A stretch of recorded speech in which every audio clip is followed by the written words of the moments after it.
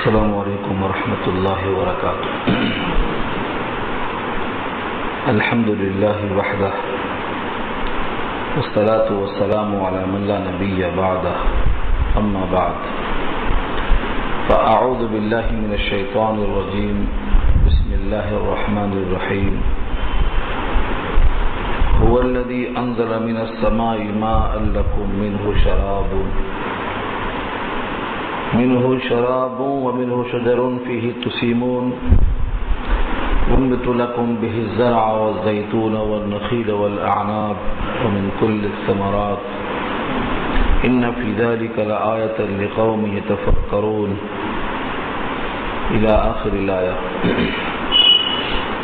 صدق الله العلي العظيم وصدق رسوله النبي الكريم ونحن على ذلك من الشاهدين والشاكرين۔ اللهم ألهمنا رشدنا وأعذنا من شرور أنفسنا، اللهم وفقنا لما تحب وترضى من القول والفعل والنية۔ رب اشرح لي صدري ويسر لي أمري واحلل عقدة من لساني يفقهوا قولي، آمين يا رب العالمين۔ محترم حضرات، معزز سامعین، محترم خواتین، میری ماں و بہنوں، میرے بھائیوں، 14واں پارہ سورہ نحل آیت نمبر 10 سے لے کر 25 تک آج کا عنوان ہے۔ چونکہ تذکرہ چل رہا ہے اللہ کی وحدانیت پر دلائل کا، اس میں سے بہت سی باتیں آپ سن چکے ہیں اور آگے آ بھی رہی ہیں، یہ بتانے کے لیے کہ جو خالق ہو اور جو مخلوق ہو یہ دونوں برابر ہو ہی نہیں سکتے، اسی لیے خالقیت کا تذکرہ کیا گیا ہے تاکہ دنیا والوں کو یہ معلوم ہو جائے کہ جو مخلوق ہو وہ معبود نہیں بن سکتا، جو خود دوسروں کا پیدا کیا ہوا ہو وہ کسی کا خالق کیسے بن سکتا ہے۔ یہ مضمون یہاں پر چل رہا ہے۔ قرآن کریم میں یہ مضمون کئی مقام پہ آیا ہے اور یہ بندوں کے مشاہدے میں بھی آتا ہے، لیکن بندے سرسری گزر جاتے ہیں۔ هو الذی انزل، وہی ہے جس نے اتارا، من السماء ماء، آسمان سے پانی۔ پانی تو اترتا ہے لیکن کس نے اتارا؟ یہاں دعویٰ کیا ہے ہوا، اسی نے اتارا۔ کائنات میں پانی اترتا ہوا تب دیکھتے ہیں، لیکن اتارنے والا کون ہے؟ اگر اسی کو تسلیم کر لیں اسی کا نام توحید ہے۔ هو الذی انزل من السماء ماء، وہی ہے جس نے اتارا آسمان سے پانی، لکم، تمہارے لیے، کسی اور کے واسطے نہیں۔ منہ شراب، اسی سے تمہارے لیے مشروب بنتا، تم کو جو کچھ پینے کا ملتا ہے اسی پانی برسنے کا تو فعل ہے۔ ومنہ شجر، اسی سے درخت ہیں۔ اصل میں شجر تو عام طور سے کہتے ہیں تناور درخت کو، لیکن کبھی کبھی ایسے درختوں کو بھی شجر کہا جاتا ہے جو بیل دار زمین پر پڑے ہوتے ہیں، جیسے تربوز ہے، خربوز ہے، کدو ہے، یہ بھی شجر میں آتے ہیں۔ والنجم والشجر یسجدان، تو شجر کی یوں اصلی معنی تو ہے تناور درخت کے، لیکن بیل دار درختوں کو بھی شجر کہا جاتا ہے، یہاں یہی مراد ہے، اس لیے کہ آگے کا جملہ ہے فیہ تسیمون، تم جس میں اپنے جانوروں کو چراتے ہو، اور جانور جو چلتے ہیں تو ان کی دسترس میں ہونا چاہیے، جو درخت تناور ہیں وہ کہاں سے چلے جائیں گے؟ تو یہاں تسیمون کے اشارے سے معلوم ہوتا ہے کہ یہاں شجر سے مراد وہ درخت ہیں جو بیل دار ہیں، زمین پر پڑے ہوئے ہیں یا گھاس پھوس ہیں۔ تسیمون اسامت سے بنا ہے، چراگاہ میں جانوروں کو چھوڑ دینا، چر لو، دودھ تم پیئیں گے، گوشت تم استعمال کریں گے، چمڑا تم کو ملنے والا ہے، لیکن خود چر لو، کہاں سے؟ اسی پانی کی برکت سے اللہ نے پیدا کر دیا ہے۔ سائمہ کہتے ہیں ان جانوروں کو جو خود سے پیدا ہو جائیں، کھا پی کے، پیدا تو کر دیا اللہ نے، اب تمہیں کچھ دینے کی ضرورت نہیں، چھوڑ دیا جاؤ، زمین اللہ کی ہے، جہاں گھاس ملے کھا لو، جہاں پانی ملے وہاں پی لو، چلتے پھرتے نظر آؤ۔ ينبت لكم به الزرع، تمہارے واسطے اگاتے ہیں وہ کھیتی اسی پانی سے. بہی میں جو ہی ہے یہ پروناؤن ہے، یہ ضمیر ہے، وہ لوٹتی ہے اسی کی طرف. ينبت به، اس کے ذریعے یعنی پانی کے ذریعے اگاتے ہیں رب کریم. زرع زراعت کھیتی، والزیتون زیتون کو اگاتے ہیں، والنخیل کھجور کو اگاتے ہیں، والاعناب انگوروں کو اگاتے ہیں، ومن کل الثمرات اور ہر قسم کے پھلوں کو اگاتے ہیں. پانی ایک اتنی اقسام پیدا کر دیا اللہ نے، ایک پانی سے اتنے رنگ اتنے ذائقے. پانی تو ایک ہی ہے، زمین بھی ایک ہی ہے، لیکن ان دونوں سے رب کریم کی یہ قدرت ہے کہ ہر قسم کی میوے پیدا کر دیا. ہر ایک کا رنگ الگ ہے، ذائقہ الگ ہے، یہاں تک کہ اس کے خواص الگ ہیں. کھجور گرم ہوتی ہے، انگور ٹھنڈا ہوتا ہے. پانی ایک ہے، خواص بدل دیا اللہ نے. ہر غذا کی اور ہر پھل کی ایک الگ الگ تاثیر رکھ دیا اللہ نے ذائقے کے ساتھ ساتھ. یہ اللہ کی قدرت کا شاہکار. ان فی ذلک لآیۃ لقوم یتفکرون، بے شک ان میں نشانیاں کس کے لیے ہیں؟ تفکر کرنے والے. تفکر کے معنی اپنی فکر کو لگانے والے، غور و فکر جسے ہم کہتے ہیں، سوچنا. ہم نے جو پھل کھائے ہیں یہ پھل زمین سے کیسے اگا ہے؟ اگتا تو ضرور ہے لیکن اگانے والا کون ہے؟ اسی چیز پر غور و فکر کرنا یہ تفکر ہے. اور جو اللہ کی آیات میں غور و فکر کرتے ہیں ان کے مقام بہت اونچے، بہت اونچے. سید الانبیاء محمد مصطفیٰ صلی اللہ علیہ وسلم جب رات میں اٹھتے تھے تہجد کے لیے تو آنکھیں ملتے ملتے پہلے کیا فرماتے تھے؟ سورہ آل عمران کی آخری آیتیں پڑھتے تھے اور فرماتے تھے ربنا ما خلقت ھذا باطلا، اے پروردگار یہ سب آپ نے باطل نہیں پیدا کیا، یہ تو حق ہے. رات جا رہی ہے، دن آ رہا ہے، ان کا وجود یہ آپ نے عبث میں پیدا کر دیا. تو غور و فکر کرنا یہ اللہ کی توحید کی طرف بندے کو لے جاتا ہے. وَسَخَّرَ لَكُمُ اللَّيْلَ وَالنَّهَارَ، تمہارے لیے مسخر کر دیا رات کو اور دن کو. مسخر کرنے کا مطلب یہ ہے کام میں لگا دیا. تمہارے تابع کر دیا ہوتا تو تم بحث میں پڑ جاتے، بولتے ولیمے کی دعوت ہے، 12 بجے تک کھانا ہے، رات کو بڑی کر دو، سونا ہے، لمبی کرنے کی خواہش کر دیتے. تو نظام برہم ہو. تمہارے لیے مسخر کرنے کا مطلب تمہارے تابع کر دیا، تمہارے کام میں لگا دیا. رات کا سکون تمہارے لیے اور دن کا اجالا معاش کے حصول کے واسطے تمہارے لیے.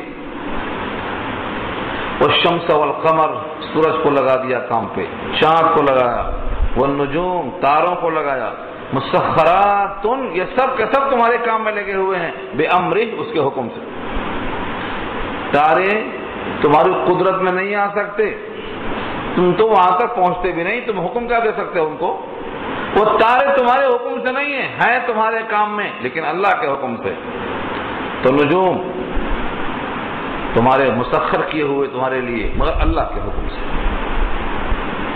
ان فی ذلک لآیات لقوم یعقلون، بے شک اس میں نشانیاں ہیں کن کے لیے؟ جن میں ذرا عقل ہو.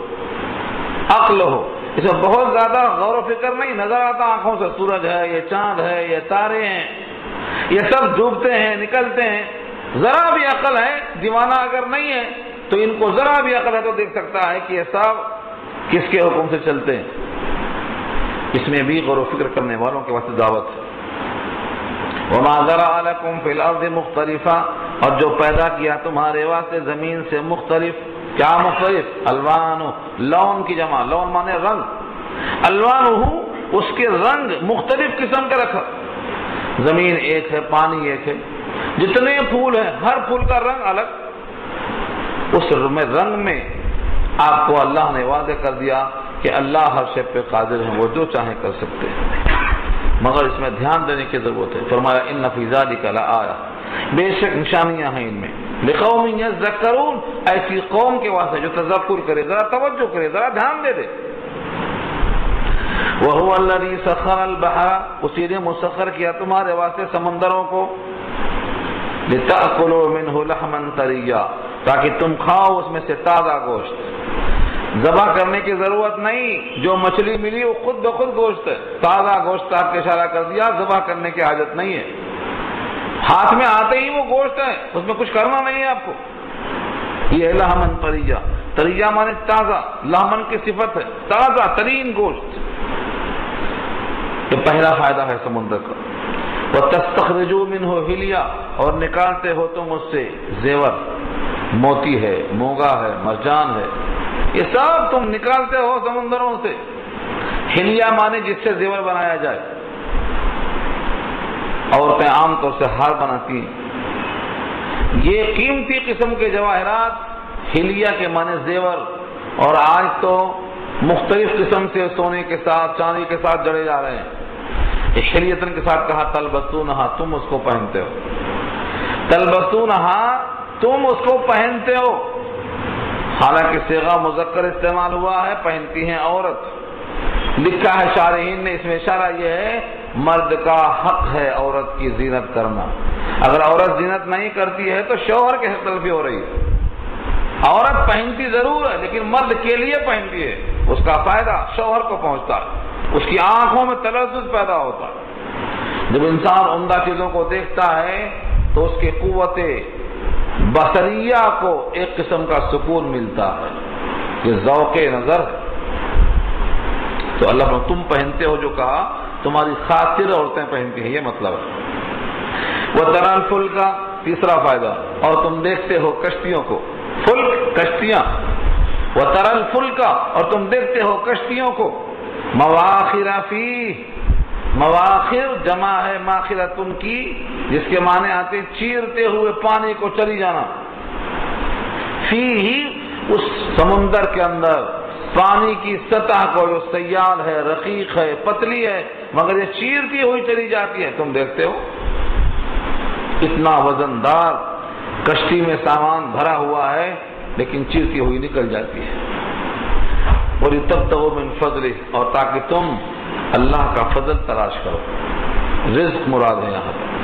کشتیوں پر سامان لاد کر منتقل کرنا بہت آسانی ہے، اور تم اس سے اللہ کا فضل انہیں رزق تلاش کرتے ہو، کسب معاش کے وجہ تمہارا نکلنا آسان ہوتا ہے۔ یہ سب کیوں ہے؟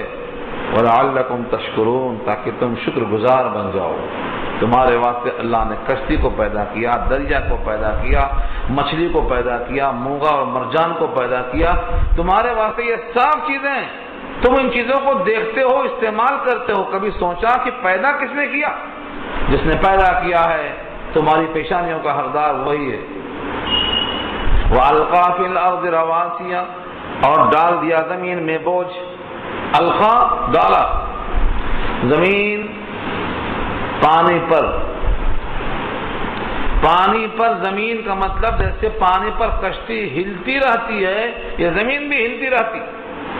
اگر زمین متحرک ہے تو جس طرح کشتی میں بیٹھنے والا ہمیشہ بےتاب ہوتا ہے، ادھر ہوتی کہ ادھر ہوتی، گھر بھی ایسے ڈاواڈول ہوتے، ٹھہرتے نہیں تھے گھر۔ اللہ نے اس میں بوجھ ڈال دیا، پہاڑوں کا بوجھ۔ وَأَلْقَى فِي الْأَرْضِ رَوَاسِيَ، رواسیہ جمع ہے راسیہ، تم کی بوجھ ڈال دیا اللہ نے۔ کس کا بوجھ ہے؟ پہاڑوں کا، پہاڑوں کی شکل میں بوجھ ڈال دیا۔ کیوں؟ ان تمید بکم، ان تمید بکم، تمیدہ میدن سے بنا ہے، ڈاواں ڈول ہونا، بکم تمہارے ساتھ، تم اگر اس کے اوپر سوار ہو جاؤ زمین پر، اور زمین پانی پر، تو کیسا تم کشتی میں ہوتے ڈاواں ڈول؟ یہ بھی زمین پر تمہارا ایسا ہی متحرک ہونا یقینی تھا۔ لیکن اگر تم زمین پر اپنے گھروں میں ایسا ہلتے تو تمہارے گھر مسکن نہیں بنتے بلکہ بے چینی کا محور بنتے۔ کسی کو کشتی میں چین آتا، چین تو سکون مسکن میں آتا، تو مسکن کیسے بنا؟ یہ سکون متحرک نہیں ہے، ہلنے سے بچایا اللہ نے۔ تمہارا گھر تمہارے واسطے جائے سکون کیسے بنا؟ یہ ہے ان تمید بکم، کہ تم کو لے کے ڈاواں ڈول ہو جائے، ڈگمگانے لگے۔ وانہارن، اور نہریں پیدا کی اللہ نے۔ وسبولن، سبیل کی جمع ہے، راستے پیدا کیا اللہ نے۔ اگر زمین کے اندر راستے نہ ہوتے تو انسان اپنے مقام تک کیسے پہنچتا؟ فرمایا لعلکم تہتدون، تاکہ تم منزل مقصود تک پہنچ سکو۔ سفر کرنے کے لیے راستے چاہیے، اگر زمین پوری کی پوری ہموار ایک سطح ہو جاتی، راستے نہ ہوتے تو انسان کدھر جاتا، کہاں جاتا، کیسے جاتا؟ یہ سب اللہ کے انعامات ہیں۔ اور بعض دفعہ راستے بھی ہوتے لیکن راستے بھول بھلیا ہو جاتے، کدھر جانا؟ تو فرمایا وعلامات، علامت کی جمع ہے، پہچان رکھ دیا، پہاڑوں کی شکل میں، درختوں کی شکل میں، عمارتوں کی شکل میں، مختلف قسم کی چیز دیکھتے ہی سمجھ جاتے، آ گیا میرا شہر، آ گیا میرا محلہ، آ گیا میرا گھر، آ گیا۔ کیسے پہچانا آپ نے؟ یہ علامت ہے۔ ریگستانوں میں تاروں سے علامت دکھائی دیتی ہے، پانی میں تاروں سے دیکھ کر راستہ مل جاتا ہے، اس لیے آگے فرمایا وَبِالنَّجْمِ هُمْ يَهْتَدُونَ، اور تاروں کے ذریعے سے ہدایت پاتے ہیں۔ تارے بھی بہت کام آتے ہیں، مطلب تاروں سے بہت سے اور مقاصد ہوں گے، لیکن راہروں کے واسطے کم سے کم یہ فائدہ ہے کہ وہ لوگ اپنی منزل کو پاتے ہیں کہ کدھر جانا، کیسے جانا۔ وَبِالنَّجْمِ هُمْ يَهْتَدُونَ۔ اتنی چیزیں سرسری میں نے عرض کر دیا، سرسری تقاضا تھا اعادہ کرنے کا۔ اب نتیجہ دیکھو کیا نکلتا ہے۔ اللہ فرماتے ہیں اتنی چیزوں کا خالق ایک طرف اور دوسری طرف جو خود مخلوق ہے، خود پیدا کیا ہوا ہے، ایک پیشانی کو تم یہاں بھی جھکاتے ہو وہاں بھی جھکاتے ہو، کیا دونوں برابر ہیں؟ افمن یخلق کمن لا یخلق، سوال کیا اللہ نے۔ استفہام کے لیے آتا ہے، کے معنی کیا؟ فمن یخلق، جو پیدا کرتا ہے اور پیدا کرتا رہے گا، کا اس کی طرح ہے، من جو لا یخلق پیدا ہی نہیں کر سکتا۔ دنیا میں خالق کوئی نہیں۔ بہت سے شعراء کہتے ہیں میری تخلیق ہے، تخلیق نہیں ہے، ترکیب ہے۔ لفظ پہلے سے موجود تھا، ان بکھرے ہوئے لفظوں کو جوڑ دینا یہ ترکیب ہے۔ یہ عمارت بنا دیا میں نے، یہ تخلیق نہیں ہے، پتھر تھا پہلے سے، سیمنٹ موجود تھی، لوہا موجود تھا، ان چیزوں کو آپ نے صرف جوڑ دیا، یہ ترکیب کا نام تخلیق کیسے ہو گیا؟ ترکیب ہے یا تخلیق نہیں ہے؟ تخلیق خلقت سے بنا ہے، معدوم شے کو موجود کرنا اپنی قدرت سے، یہ تخلیق ہے۔ کون ہے خالق؟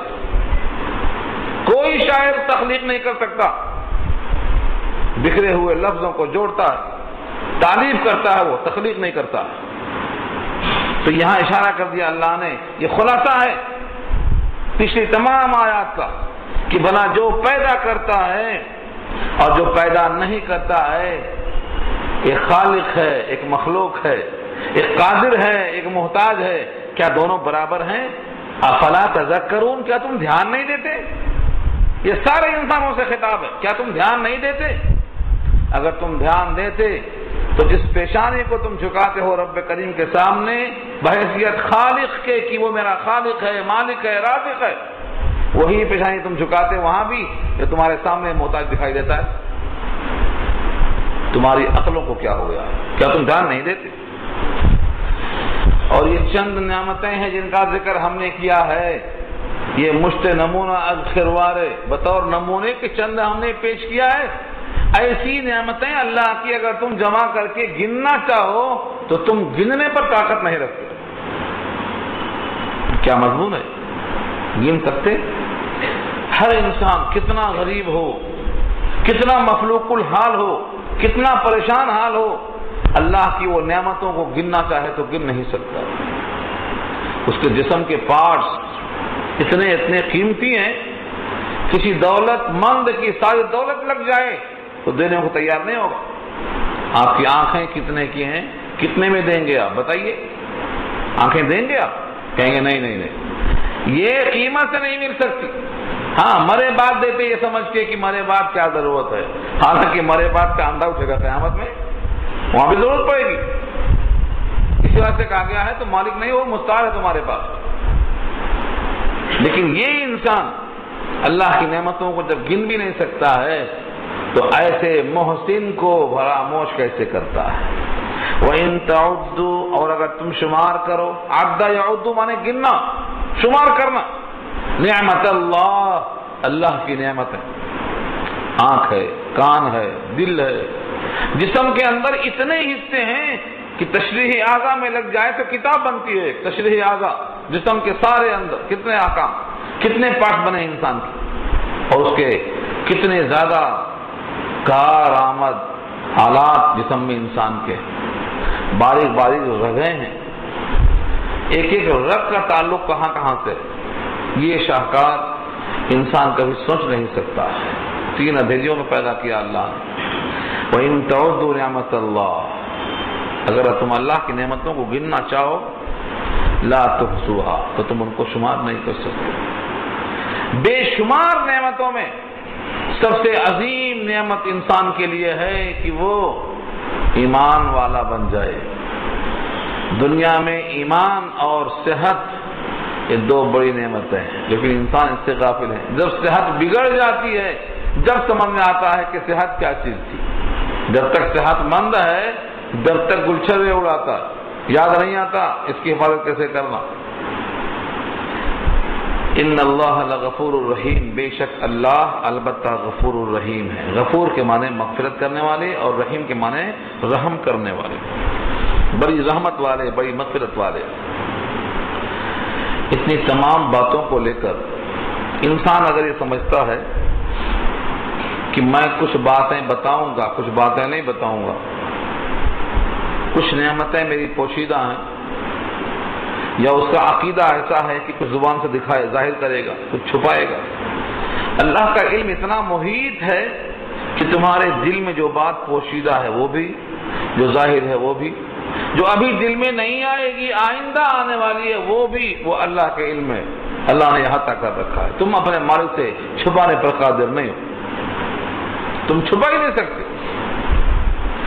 واللہ یعلم ما تسرون وما تعلنون، اور اللہ جانتے ہیں جو کچھ تم ظاہر کرتے ہو، جو کچھ تم چھپاتے ہو۔ تسرون سرن سے ہے، چھپاتے ہو، اور تعلنون اعلان سے ہے، جو ظاہر کرتے ہو، سب اللہ کو معلوم ہے۔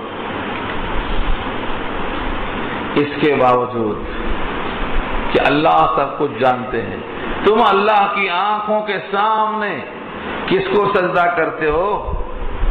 جو کچھ نہیں پیدا کر سکتے، الٹے خود پیدا کیے ہوئے، کسی نے ان کو بنا دیا کر کے، ان کی تم پرستش کرتے ہو۔ کس کے سامنے؟ جو سب کچھ جانتا ہے۔ اللہ بصیر ہے، خبیر ہے، دیکھتے ہیں کہ میرا بندہ ایک ایسی مخلوق کی پرستش کرتا ہے جو کچھ پیدا کرنے پر قادر نہیں، ایک مکھی بنانے پر قادر نہیں، اس کی سجدہ کر رہا ہے۔ وہ تو محتاج محض ہے۔ والذین یدعون من دون اللہ، اور بے شک وہ لوگ جو پکارتے ہیں اللہ کے علاوہ، لا یخلقون شیئا، کچھ بھی پیدا نہیں کر سکتے، کچھ بھی پیدا نہیں کرتے ہو، وہم یخلقون، بلکہ وہ خود پیدا کیے ہوئے ہیں، اور پیدا کیے ہوئے ہیں۔ اب ان کا موقف یہ ہے اموات، مردے ہیں، بت کی شکل میں ہمیشہ مردے ہیں۔ اور اگر وہ کسی پیغمبر کو، کسی ولی کو پرستش کرتے ہیں تو وہ انتقال کے بعد مردہ ہو جائیں گے، جسم سے روح نکل جائے گی۔ اور اگر اس سے حضرت عیسیٰ مراد دیے جائیں، فرشتے مراد دیے جائیں، تو ان کی بھی روح قبض کی جائے گی، تو مستقبل میں ان کو بھی اللہ تعالیٰ جسم کو الگ کریں گے روح سے۔ تو جن جن کی پرستش کی جاتی ہے ان کے لیے تو بہرحال یہ کہا جائے گا امواتن، وہ مردے ہیں۔ اور صرف مردہ کہا کے نہیں چھوڑ دیا، آگے فرمایا اسی کو پلٹ کے پھر جواب دیا۔ ایک بات جب انسان ایک جملے میں نہیں سمجھتا ہے اور وہ بات تاکیدی ہوتی ہے تو اللہ اس کی تکرار کرتے ہیں۔ اموات غیر احیاء، مردے ہیں زندہ نہیں ہیں۔ صرف مردے ہیں بولنا کافی تھا، لیکن نہیں، فرمایا مردے ہیں زندہ نہیں ہیں۔ یہ کیوں کہا؟ بعض لوگ کہتے ہیں وہ ایسے مردے ہیں جو زندہ بھی ہیں، تو اس کا جواب ہے یہ کوئی مردے نہیں ہیں جو زندہ بھی ہیں، وہ حیات برزخی ہے۔ اموات غیر احیاء، مردے ہیں زندہ نہیں ہیں۔ اب تم پھر چلاتے ہو کہ وہ زندہ ہیں تو اس آیت سے مقابلہ کر لو۔ اموات غیر احیاء، جن جن کی پرستش کی جاتی ہے اللہ کے علاوہ، یہاں صاف موجود ہے۔ من دون اللہ کا مطلب صرف اللہ، ان کے علاوہ جن جن کی پرستش کی جاتی ہے، جن جن کو پکارا جاتا ہے، ان پوروں کا انجام یہ ہے کہ وہ کچھ پیدا نہیں کرتے، الٹا وہ پیدا کیے ہوئے ہیں، وہ مردے ہیں، یا تو ابھی یا تو آئندہ یا تو ہونے والے ہیں، غیر احیاء، زندہ نہیں رہیں گے۔ اور آگے وما یشعرون، ان کو تو شعور بھی نہیں ہے، ایان یبعثون کی مردے تو اب ہیں، اٹھائے کب جائیں گے۔ اور جو عبادت کرنے کے لائق ہو، جس کی عبادت کی جاتی ہو، اس کو اتنا تو خبر ہونا چاہیے کہ عبادت کرنے والے کب مریں گے، کب اٹھیں گے، کب حساب ہوگا، کب بدلہ دیا جائے گا، کب ان کو حیات کے بعد میں موقع ملے گا، اتنا تو خبر ہونا چاہیے، لیکن نہیں۔ وما یشعرون ایان یبعثون، ان کو شعور نہیں کہ اٹھائے کب جائیں گے۔ تو جب اٹھائے جانے کا ان کو شعور نہیں ہے تو کسی کو زندہ کرنے کی طاقت کہاں سے آئے گی؟ اور زندہ کرنے کی طاقت نہیں ہے تو کسی کے اچھے برے عمل پر بدلہ دینے کی طاقت کہاں سے آئے گی؟ پھر تم ان سے وابستہ ہو کر آس لگائے بیٹھے ہو۔ ہاں، بتوں سے تم کو امید ہے، خدا سے نہ امیدی۔ بتوں سے تم کو امید ہے، خدا سے نہ امیدی۔ بتاؤ مجھ کو صحیح اور کافری کیا ہے؟ یہی تو ہے کافر۔ تم کو اللہ سے امید نہیں۔ جن کو یہ خبر نہیں کہ اٹھائے کب جائیں گے، بھلا وہ جزا کیا دیں گے، بدلہ کیا دیں گے، ان میں کہاں سے طاقت آ گئی؟ ان کو اٹھنے کا شعور نہیں۔ الہکم الہ واحد، تمہارا معبود ایک معبود ہے، کیونکہ وہی جانتا ہے کہ اٹھائے کب جائیں گے، بقیہ کوئی نہیں جانتا اٹھائے کب جائیں گے۔ جب سید الانبیاء سے پوچھا گیا قیامت کب آئے گی، جبریل نے پوچھا تھا قیامت کب آئے گی، متی الساعہ، کب آئے گی۔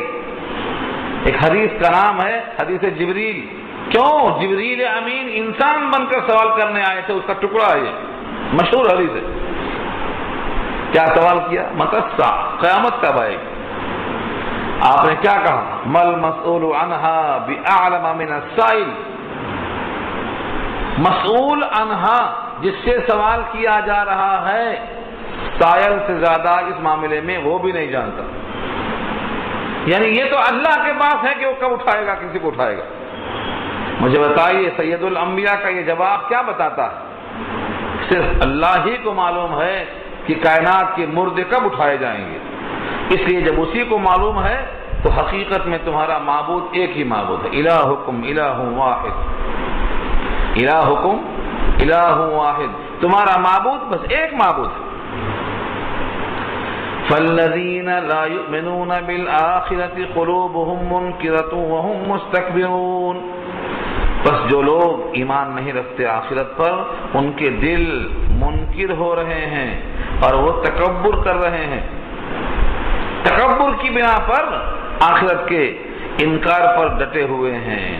جب آخرت کا یقین نہیں ہے تو ان کے دل میں انکار ہے، اور یہ انکار کی وجہ ان کا استکبار ہے، تکبر ہے، کبر ہے۔ وہ اپنے کو بڑا سمجھتے ہیں۔ اس سے بڑا خبر دینے والے اللہ کے نبی ہیں، قیامت آئے گی۔ قرآن خبر دیتا ہے قیامت آئے گی، سارے نبیوں نے کہا قیامت آئے گی، اور یہ ان میں سے کسی کو نہیں مانتا تو کس سے بڑا بنا؟ اللہ کے نبیوں سے، ان کی خبروں سے، اللہ کی آیتوں سے اپنے آپ کو بڑا سمجھتا ہے۔ یہ استکبار، انکار کی وجہ۔ لا جرم، اللہ فرماتے ہیں یقیناً ان اللہ یعلم ما یسرون وما یعلنون، وہ دل میں اگر انکار ہے اور زبان سے اقرار کرتے ہیں تو بھی اللہ جانتا ہے، اور زبان سے اقرار کرنے کے بجائے انکار کرتے ہیں اور دل میں ان کے احترام ہے تب بھی اللہ جانتا ہے۔ اللہ سے چھپنے والی چیز نہیں۔ بے شک یقیناً اللہ تعالی جانتے ہیں ظاہر احوال کو بھی اور باطن احوال کو بھی، دونوں چیزوں کو جانتے ہیں۔ اور ایک بات طے ہے، متکبر انسان کو اللہ پسند نہیں کرتے۔ جنت میں متکبرین کی جگہ نہیں ہے، جہنم میں ہے۔ جہنم میں کون ہوگا؟ ایک طویل حدیث ہے، باب صفت الجنہ اور باب صفت النار، 2 چیپٹر بخاری میں پڑھنا، دونوں میں مباحثہ ہوا۔ جنت کہتی ہے میں بڑی، جہنم کہتی ہے میں بڑی۔ جہنم کیوں بڑی؟ میرے اندر آنے والے بڑے بڑے لوگ، بڑے بڑے جابر، سرکش، متکبر، دولت مند۔ قارون کس کے پاس ہوگا؟ جہنم میں ہوگا۔ فرعون کس کے پاس ہوگا؟ جہنم میں ہوگا۔ بڑے بڑے سرکش لوگ کہاں گئے؟ جہنم میں گئے۔ اور جنت میں کون ہوں گے؟ کمزور لوگ، رونے والے، دھونے والے، ڈرنے والے، ایسے لوگ جنت میں ہوں گے۔ تو جہنم نے کہا میں تم سے بڑی ہوں، میرے اندر بڑے بڑے لوگ آئے۔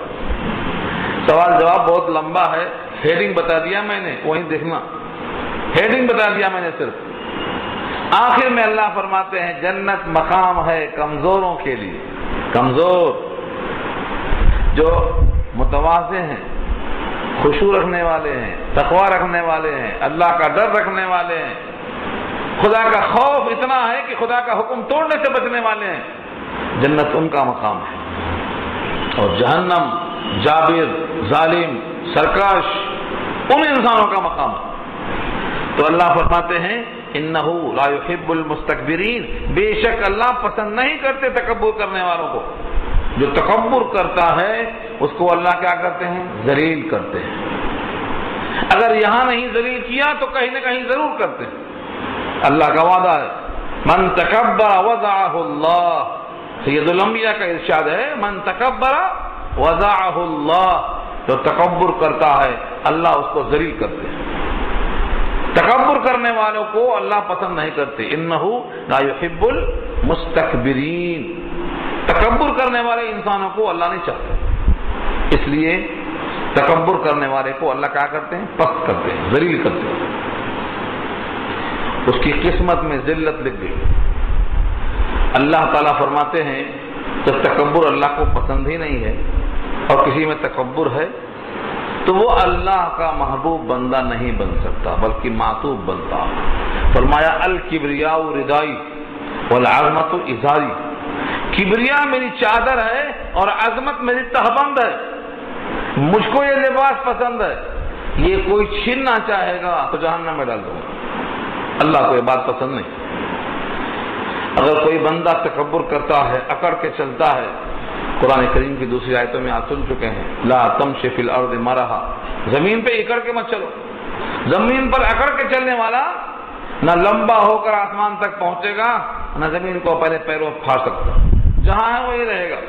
اس گھمنڈ کی سزا کیا دیا اللہ نے؟ سورہ مدثر میں کہا ترہقہ صعودا، ایک پہاڑ کا نام جہنم میں صعود ہے، اس پہ چڑھاؤں گا، چڑھو اترو، اور پہاڑ پہ چڑھنے والا سینہ تان نہیں سکتا، جھکنے پڑتا۔ سینہ تاننے کا علاج کیا، پہاڑ پہ چڑھو، چڑھنے والا جھکنا پڑتا، نہیں جھکے گا پیچھے گر جائے گا۔ تو یہ متکبرین کو اللہ پسند نہیں کرتے، اس لیے فرمایا تکبر کی وجہ سے جو آخرت کا انکار کرتے ہیں وہ اللہ کو پسند نہیں آ سکتے۔ وَإِذَا قِيلَ لَهُمْ، اور جب ان سے کہا جاتا، یہ کون ہے اس سے مراد؟ مفسرین نے کئی اقوال بتائے ہیں، لیکن جس چیز کو اللہ نے مبہم رکھا ہو اس کی کھود پریت کرنے میں کوئی فائدہ نہیں۔ وَإِذَا قِيلَ لَهُمْ، جب ان سے کہا جاتا، بظاہر اوپر کی آیتوں سے معلوم ہوتا ہے کہ وہ کون ہے جن سے کہا جاتا؟ جن کے دل میں انکار ہے آخرت کا تکبر کی وجہ سے۔ جب ان سے کہا جاتا، چاہے وہ مشرکین مکہ ہو یا کوئی بھی ہو، ان کے دل میں کبر کی بنیاد پر آخرت کا انکار ہے، جب ان سے کہا جاتا ماذا انزل ربکم، تمہارے رب نے کیا نازل کیا، تو قرآن کریم کو باوجود کہ جانتے ہیں کلام الہی ہے لیکن کیا جواب میں کہتے ہیں؟ قالوا اساطیر الاولین، کہتے ہیں اگلوں کی داستان ہے، بے سند باتیں ہیں، منظرت قصے ہیں، کہانیاں ہیں۔ اساطیر جمع ہے اسطورہ کی، الاولین پہلوں کی داستان ہے۔ فرعون کب مرا اس کی داستان ہے، قارون کب مرا اس کی کہانیاں ہیں، عاد ثمود کے قصے ہیں۔ جس طرح سے تاریخ میں بہت سی کہانیاں ہیں، یہ بھی کہانیوں کی ایک کتاب ہے، یہ کلام الہی کب ہو سکتی ہے؟ ایسا کہنے سے کیا مقصد تھا کہ لوگ اسلام سے دور ہو جائیں، قرآن سے دور ہو جائیں، اس کتاب کی جو عظمت ہے کہ یہ اللہ کا کلام ہے وہ عظمت دل سے نکل جائے۔ جیسے آج بھی بہت سے لوگ ایک دوسرے کو گمراہ کرتے ہیں، اپنی چیز کو صحیح بتاتے ہیں، دوسروں کی چیز غلط بتاتے ہیں۔ جو دوسرے آدمی، دوسرے مسلک کے، دوسرے مذہب کے، دوسرے خیال کے، ہر آدمی چاہتا ہے کہ ہم اس کو باطل کریں، اسے کمزور دکھائیں۔ اگر حقیقت کا کوئی انکار کرے گا علاقائی تعصب اور جماعتی تعصب کی بنیاد پر کہ میری جماعت کا وہ نہیں ہے، دوسری پارٹی کا ہے، اگر اس بنیاد پر کسی نے کسی کو کھوکھلا کرنے کی کوشش کیا تو وہ بھی اسی میں آتا، حق کا انکار میں آتا۔ آپ چاہے کسی جماعت کے ہوں چاہے جماعت کے نہ ہوں، آپ کو حق اور سچ بولنا۔ تعصب جماعت کی بنیاد پر یہ اللہ کو برداشت نہیں، آپ کو سچ بولنا۔ تو ان لوگوں نے جانتے بوجھتے کہ یہ کلام الہی ہے، کیا کہہ دیا؟ اساطیر الاولین، اگلوں کی داستان ہے۔ اگر یہ کہتے تھے کہ قرآن اللہ کا کلام ہے تو کچھ لوگ اسلام میں آ جاتے۔ ان کے اس طرح سے کہہ دینے سے جو آنے والے تھے پلٹ گئے، تو کیا کیا؟ خود بھی گمراہ ہوئے، اوروں کو گمراہ کر دیا، ذلوا کا مصداق بن گئے۔ تو سزا کیا رکھا اللہ نے؟ سزا میں فرمایا کہ ایک تو ان کو اپنا گناہ تھا، اپنے گناہ کا ان پر بوجھ تھا، دوسرے جن کے سامنے کہہ دیا کہ یہ اگروں کی داستان ہے، کلام الہی نہیں ہے، وہ پورے اسلام سے رک گئے، ان کے کفر پہ مرنے کا گناہ بھی انہی کے کندھے پہ گرا۔ تو دو بوجھ پڑ گیا، ایک اپنا گناہ اور جن کو گمراہ کیا تھا ان کا گناہ۔ اس سے معلوم ہوا جب آدمی کسی کو گمراہ کرتا ہے تو جتنے گمراہ ہوں گے ان کی گمراہی کا وبال پڑے گا، اور جب کوئی بندہ بندوں کی ہدایت کی فکر کرتا ہے تو جتنے بندے ہدایت یافتہ بنیں گے ان کے نیک اعمال کا بھی اجر اس بندے کو ملے گا۔ دونوں چیزیں رکھا اللہ کی طرف سے۔ حدیث پاک میں نبی صلی اللہ علیہ وسلم کا ارشاد بارہا آ چکا ہے، آپ سن چکے ہوں گے، من سن سنتا حسنتا فلہ اجرھا واجر من عمل بھا، جس نے کسی اچھے کام کی بنیاد رکھا تو جتنے لوگ اس پر چلیں گے بنیاد رکھنے والے کو ثواب ملتا رہے گا، ان کے عمل میں سے کچھ کمی کیے بغیر۔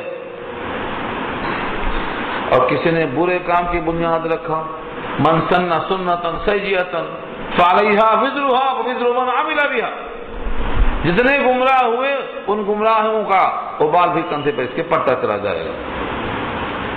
ایسے ہی کسی نے رہنمائی کر دیا اچھے کام کی، من دل علی خیر فلہ اجر مثل اجر فاعلہ، کسی نے کسی کو اچھے کام کی رہنمائی کر دیا، آؤ بھائی قرآن سنیں گے، قرآن سن کے دل میں توحید آ گئی، راستے پہ لگ گیا، اللہ کا بندہ بن گیا۔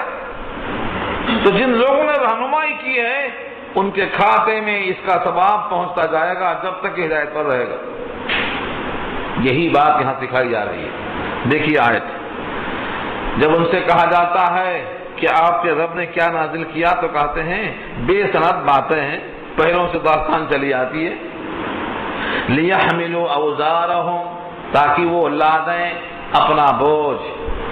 لِيَحْمِلُوا، لام میں جو زر ہے، لام زر لی جس کے معنی تاکہ، اور یحملو حمل سے ہے، حمل کے معنی لادنا، ہے میم لام حمل، یہ چاہے جہاں لفظ آئے گا گھوم پھر کے لادنے کے معنی میں آئے گا۔ حاملہ کہتے ہیں جس کے پیٹ میں بچے کا بوجھ ہو، حمال کہتے ہیں قلی کو جس کے سر پہ بوجھ ہو، اور کشتی کو بھی اور سواری کو بھی حمولہ کہا قرآن نے، حمولۃ و فرشا، جس پہ سواری کرتا ہے انسان، گھوڑا ہے، اونٹ ہے، یہ بھی حمول ہے۔ تو وزن جس پر ہوگا، حامل قرآن، کیا مطلب حامل قرآن کا؟ قرآن کو پڑھتا ہے، قرآن کا بوجھ اس کے سر پہ لگا ہوا ہے۔ تو لفظ حمل کے معنی بوجھ اٹھانے والا، حامل۔ یہاں فرمایا لیحملوا اوزارہم، تاکہ وہ اپنے اپنے گناہ اٹھائیں، گناہوں کا بوجھ اٹھائیں۔ اوزار جمع ہے وزر کی، وزر کے معنی بوجھ۔ ووضعنا عنک وزرک، پڑھا آپ نے سورہ نشرہ میں، بوجھ، تاکہ وہ اٹھائیں اپنے بوجھ۔ لیحملوا اوزارہم کاملۃ، یہ کاملۃ کس کی صفت ہے؟ اوزار کی، کامل بوجھ، پوری گمراہی کا بوجھ۔ جو انسان خود بھٹکا ہو، اوروں کو بھٹکاتا ہو، اس کے بھٹکنے کا جو گناہ ہے وہ کامل ہوگا، کاملتن یوم القیامہ۔ کامل کا لفظ بہت خاص ہے، آدمی غلطی سے بھٹک گیا وہ بھی اٹھائے گا بوجھ، لیکن جو انسان سچی بات، حقیقی بات کو اگلوں کی داستان کہا کے لوگوں کو بھٹکا دیا ہو، ان بھٹکنے والوں کا وبال اتنا ہوگا کہ اس کا بوجھ کامل ہوگا قیامت کے دن۔ وَمِنْ أَوْزَارِ الَّذِينَ يُضِلُّونَهُمْ بِغَيْرِ عِلْمٍ، اور ان کا بوجھ بھی جن کو اس جملے نے بھٹکا دیا، یضلونہم، جس کو یہ لوگ بھٹکاتے رہے، بغیر علم، بغیر علم کے۔ ایک عام آدمی پوچھنے آیا بھئی قرآن کتاب کیسی ہے؟ اس نے کہا کہاں لگایا میاں اگلوں کی داستان ہے، چلا گیا۔ سچی کتاب کو کوئی کہے مت پڑھو، بھٹکانے والا ہے۔ ہاں اگر بہت زیادہ طبیعت میں انقباض ہے تو کہا دے بھائی کسی اور سے پوچھ لو، کسی بڑے سے پوچھ لو۔ یہ تو گنجائش ہے کہ آدمی اگر مطمئن نہیں ہے، شرح صدر نہیں ہے، تو کسی بڑے کی طرف اشارہ کر دے، لیکن گمراہی کی طرف ڈال دے، اچھی کتاب کو غلط کتاب بتا دے، تو اس کا بھٹکنے کا بوجھ اس کے اوپر جائے گا۔ قرآن کریم میں اس مضمون کی آیت سورہ عنکبوت میں گزری ہے۔ کفار کہا کرتے تھے ڈرتے کیوں ہو، ہم تمہارے گناہوں کا بوجھ اٹھا لیں گے، فکر مت کرو، تمہارے گناہوں کا بوجھ ہم اٹھا لیں گے۔ اللہ فرماتے ہیں کہ یہ اپنا بوجھ اٹھانے پر قادر نہیں ہے، تمہارا کیا اٹھائیں گے؟ باتیں ہیں خالی، یہ اپنا بوجھ نہیں اٹھا سکتے، یہ تمہارا کیا اٹھائیں گے؟ وَلَيَحْمِلُنَّ أَثْقَالَهُمْ وَأَثْقَالًا مَعَ أَثْقَالِهِمْ۔ تو پہلی کچھ آیتوں میں تو یہ ہے کہ اپنا بوجھ کیا اٹھائیں گے، اور یہاں کہا ہے کہ وہ ان کا بوجھ اٹھائیں گے۔ تو لوگوں کو شبہ پیدا ہوتا ہے کہ یہ مضمون تو ایسا ہو گیا کہ یہاں الگ وہاں الگ، ایسا نہیں ہے۔ مقصد یہ ہے کہ جو کسی کی گمراہی کا سبب بنے گا اس کے گناہ کا وزن صرف ڈالا جائے گا، لیکن یہ اتنا طاقتور نہیں ہوگا کہ اپنے گناہ کا بوجھ اور جن کو گمراہ کیا ہے ان کے گناہوں کا بوجھ اٹھا کر بھی خوشحال ہو سکے۔ جیسا کہ دعویٰ ہے میاں ہم دیکھ لیں گے، یہ ہے اصل نفی۔ تم کیا اٹھائیں گے؟ کسی کا بوجھ اٹھانے کی طاقت نہیں۔ ایک واقعہ یاد آیا، اس سنا کے بعد ختم کرتا ہوں، رکوع پورا ہونے جا رہا ہے، اور یہ حدیث جتنا ہو سکے آپ عام کیجیے۔ سید الانبیاء محمد مصطفیٰ صلی اللہ علیہ وسلم نے سوال کیا صحابہ سے، میری امت کا مفلس کون ہے؟ صحابہ نے کہا جس کے پاس سونا چاندی مال زیور نہ ہو۔ آپ نے کہا نہیں، میری امت کا مفلس وہ ہے کہ قیامت میں بہت ساری نیکیاں لے کے آئے گا، لیکن لوگوں کے حقوق باقی ہوں گے، اللہ تعالیٰ اس کی نیکیوں میں سے نکال کے دیتے جائیں گے۔ کسی کو گالی دیا تھا اس کو دے دیا، کسی کا حق مان لیا تھا اس کو دے دیا، یہاں تک کہ پوری نیکیاں ختم ہو جائیں گی، لیکن لائن باقی رہے گی، ابھی اور مطالبہ باقی ہے۔ تو اللہ تعالیٰ فرمائیں گے کہ اس کے پاس نیکیاں ختم ہو گئی، اب ان کا جن کا حق باقی ہے ابھی ان کے گناہوں کو اٹھا کر اس کے اوپر ڈال دیں گے۔ مجھے اس روایت لانے کی وجہ یہی ہے، ان تمام کے حقوق جو باقی رہ گئے ہیں، نیکی تو ختم ہو گئی، تو ان کے گناہوں کے بوجھ لے کر اس کے اوپر ڈالتے جائیں گے۔ جتنا نیکیاں لایا تھا اتنے گناہوں کے بوجھ جمع ہو گئے۔ اللہ کے حبیب فرماتے ہیں کہ اب یہ ان گناہوں کا بوجھ لے کر جہنم میں جائے گا، میری امت کا مفلس یہ شخص ہے۔ دنیا میں تو کوئی مانگتا ہے تو لقمہ مل جاتا ہے، لیکن یہ جب مانگے گا آخرت میں تو اس کا باپ، اس کی ماں، اس کا بھائی، اس کا بہنوئی کوئی کام میں نہیں آئے گا۔ یہ میری امت کا مفلس ہے۔ تو معلوم کیا ہوا کہ آدمی اگر کسی کا حق مارے گا تو اس کا بوجھ اٹھائے گا، تو جہاں جہاں بوجھ اٹھانے کا مطلب ہے وہاں یہ ہے کہ اس پر لادا جائے گا، وہ اٹھا سکے گا، سنبھال سکے گا، یہ نہیں مطلب، اس پر لاد دیا جائے گا اور وہ جہنم میں چلا جائے گا۔ اس لیے آگے فرمایا اللہ نے، الا ساء ما یزرون، آگاہ رہو بہت برا ہے وہ بوجھ جس کو اٹھا رہے ہیں یہ، کسی کو بھٹکانے کا بوجھ، کسی کو گمراہ کرنے کا بوجھ، کسی کے عقیدے کو بگاڑنے کا بوجھ، کسی کو قرآن سے دور کرنے کا بوجھ، کسی کو سید الانبیاء کی سنتوں سے دور کرنے کا بوجھ، اتنا بڑا بوجھ ہے۔ الا آگاہ رہو، ساء بہت برا ہے، ما یزرون جو بوجھ اٹھا رہے ہیں ان کا بوجھ بہت برا ہے۔ دنیا میں اتنا بڑا بوجھ اور کوئی برا بوجھ نہیں ہے کہ کسی کو بھٹکایا جائے. اور آج بھٹکانے والے آج سے نہیں ہیں، ہمیشہ سے شیطان نے پہلے ہی کہہ دیا ہے جو پہلے سے بھٹکے ہوئے ہیں انہیں ہم کیا بھٹکائیں گے، ہم تو گھات لگائیں گے صراط مستقیم پر، تاکہ جو صحیح راستے پر جاتے ہیں ان کو بھٹکائیں. کہاں ہے شیطان؟ شیطان کہاں بیٹھتا ہے؟ لَأَقْعُدَنَّ لَهُمْ عَلَىٰ صِرَاطِكَ الْمُسْتَقِيمِ. اللہ نے خود کہا، شیطان کہتا ہے میں تیرا صراط مستقیم پر گھات لگا کے بیٹھوں گا، چلنے والوں کو پھسلاؤں گا، جو پہلے سے میرا کام کر رہے ہیں مجھے ان سے کیا فکر ہے. جو نماز ہی نہیں پڑھتا، عقیدہ خراب ہے، ایک اللہ کے بجائے کئی اللہ مان چکا ہے، کئی سجدہ گاہیں تسلیم کر چکا ہے، مجھے اس کا کیا غم، میں تو صراط مستقیم پر گھات لگاؤں گا.